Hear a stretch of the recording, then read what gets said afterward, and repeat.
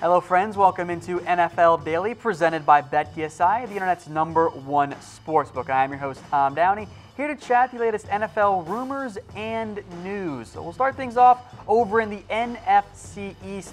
How about the New York Giants and Eli Manning? Now, Ian Rappaport says that the Giants and Eli Manning, with the way Manning's played, Manning is playing his way onto the roster in 2019. Now, no decision has been made, and it doesn't help that this report came out on Sunday, and then on Sunday, Eli Manning did not play very well against the Titans, was 21 of 44 for 229 and an interception. Now, in theory, as I'm sure you all know, we know that Eli is not the franchise guy anymore for the Giants, not at his age and the way he's played.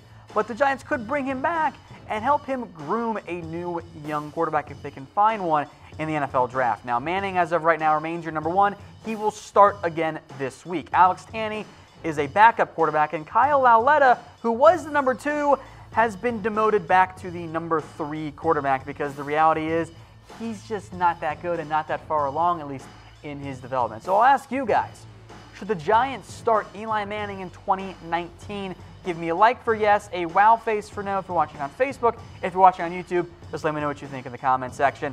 I lean towards no. Surely you can find somebody better, right? Right? Go spend an early round pick on Dwayne Haskins or Justin Herbert if Herbert ends up declaring for the NFL draft this year.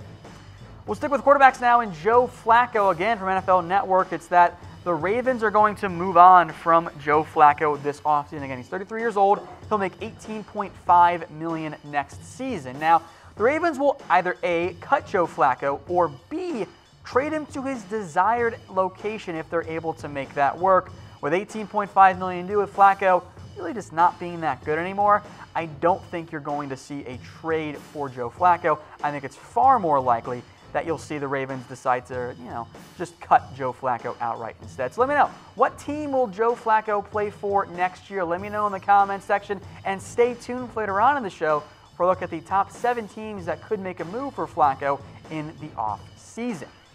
And we'll take you now to an interesting report out of Denver from good old Woody Page that General Manager John Elway met with Shanahan last December and discussed a potential move to bring in Shanahan and fire Vance Joseph, and that Kirk Cousins met with Shanahan and said he'd play if Shanahan was the head coach for the Broncos. Now, that deal never happened, in large part, according to Page, is that Broncos CEO Joe Ellis would not agree to it. Now, Ian Rappaport said today that Ellis wanted a full Kirk coaching search, and in the end, Elway made the call to stick with Vance Joseph. And the note here again is that Shanahan could be a candidate again this year for the Denver Broncos if and really when they fire Vance Joseph. Now, Shanahan, 1 playoff win in his last 10 years, 66 years old. Would be very interesting to see him end up back as the Denver Broncos head coach. Now, he was also tied to the Packers head coaching job, which Kyle Shanahan kind of threw some water on that fire. But I'll ask you, will Mike Shanahan coach again in the NFL? Give me a heart for yes and a wow face for no. I would be a little bit surprised, but if he does come back, I think Denver actually kind of makes a little bit of sense. All right, folks, I am playing Santa Tom this holiday season, so if you want an NFL jersey, a legit one from Nike, here's how you can get one. Sign up and deposit with our friends over at BetDSI. Go to chatsports.com/bet. Use promo code LIVE120. When you put down $50, that code gets you a 120% deposit bonus, i.e. $60 extra to bet with. And once you DM us on Twitter at ChatSports, we'll get you guys signed up and hooked up with a new NFL jersey. You see someone's up there. All kinds of ones available. Supply is limited, so get on it quickly. Chatsports.com/bet. Use that promo code LIVE120. Then DM us on Twitter at ChatSports. All right, some more coaching rumors here. Is Steve Wilks a goner in Arizona? CBS reports that the Cardinals are considering massive wholesale changes, firing Steve Wilks. Meanwhile, GM Steve Keim could be a candidate for the open Raiders job. And Wilks has looked outmatched for much of this year. He had Patrick Peterson demanding a trade, which is not a good sign for a first-year head coach. The offense has looked bad. The defense hasn't been all that good either. It could be a, let's blow it all up and try it again for the Arizona Cardinals. Wilks in his first year, just 3-11, has simply not done a good enough job in Arizona. All right, more coaching rumors. Could Gregg Williams stay on as the Browns' full-time head coach? Well, Rap Sheet says that the Browns have offered him, that amid the buzz, Williams has had offers, which was kind of more of a joke there for Cleveland. He's 4-2 right now, and that he will get a real interview for the Browns head coaching job. Now, Ed Warner says that he has, quote, a small chance, but it is still a chance. I think the most likely outcome is that the Browns hire whoever they're going to hire as their next head coach, and then they bring in or retain Gregg Williams as their defensive coordinator, which I think would be great. Maybe even keep Freddie Kitchens there as your full-time offensive coordinator. Now, the last 5 games of the Browns have been really, really good for them. All right, they beat the Falcons, they beat the Bengals, they lost the Texans, of course, but beat the Panthers, beat the Broncos. That's 4-1. That's pretty darn impressive if you are the Cleveland Browns. So, hats off there to Cleveland. I don't think Gregg Williams retains his job, but he's at least going to get some more buzz as a defensive coordinator going forward. All right, folks, if you are looking for something to add to your holiday wish list, how about a Mizzen and Main shirt like the one I'm wearing right now, or any other of numbered shirts on the Mizzen and Main site? Comfortable.af is where you got to go, and that URL does indeed check out. Comfortable.af. These shirts are comfortable as F. They are the best damn dress shirt out there, and heck, I sleep in these things. That's how comfortable they actually are.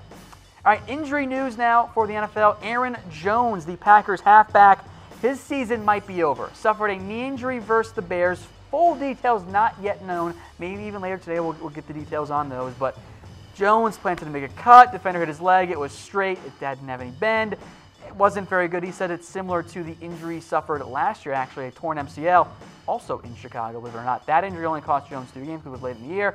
I don't think you see Aaron Jones return the Packers. They are out of the NFC playoff hunt. He's coming off an injury.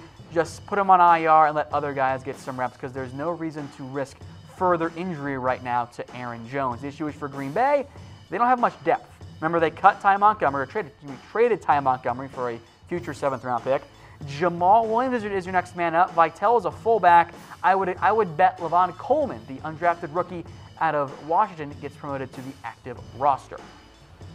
All right, more injury notes here for halfbacks, the common theme today. Frank Gore. Well, he says his season appears to be over, Suffered an MRI, or had an MRI for his sprained foot, and he is now not expected to play again this year. That actually means his 122-game starting streak will now end for the Miami Dolphins. That was the longest active one in the NFL by a pretty significant margin, and per ESPN, the next 2 guys that have it at 17 games, you're not going to believe this, Christian McCaffrey and Peyton Barber. Yeah, I would have not guessed those 2 guys now hold the longest active starting streak by a running back at just 17. But with Frank Gore out, maybe Kenyon Drake actually gets more work, or in more reality, maybe Kalen Ballage takes over the Frank Gore snaps in Miami. All right, so we'll move now to some more running back notes here away from Frank Gore into James Conner, the Steelers halfback. He should be able to go, coming off an ankle injury.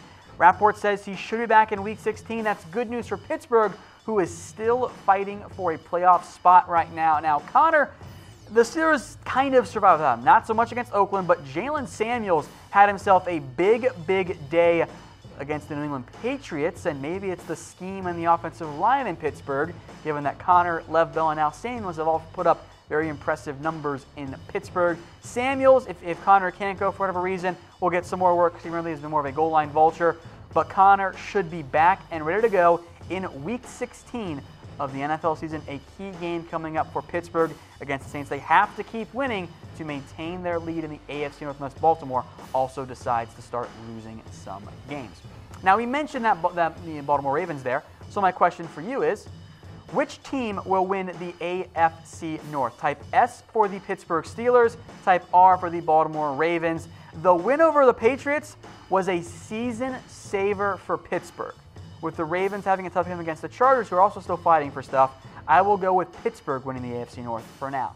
And speaking of those Chargers, Melvin Gordon should be good to go in Week 16. He fought really hard to play against the Chiefs, wasn't able to make it work. Should be back Week 16. LA won without Melvin Gordon, and they remain in the mix for the AFC West. They've already secured a playoff berth. Austin Eckler also banged up right now. Justin Jackson made some nice plays. If Gordon is able to go, I would expect that Tremaine Pope gets sent back down to the practice squad. Newsome also on that roster right now, but Melvin Gordon is the guy the Chargers want. Now, only 2 teams have secured a playoff berth in the AFC, and actually it's both teams in the AFC West. The Chiefs at 11-3, the Chargers at 11-3. The Chiefs right now, though, have the tiebreaker. So if LA wants to win the AFC West, they need the Chiefs to lose one more game, maybe against the Seahawks in that matchup coming up. So which team will win the AFC West? Give me a 1 for the Chiefs and a 2 for the Chargers. I'll still lean more towards KC, but LA, they are absolutely a legit threat, not just for the AFC West, but to win the AFC outright.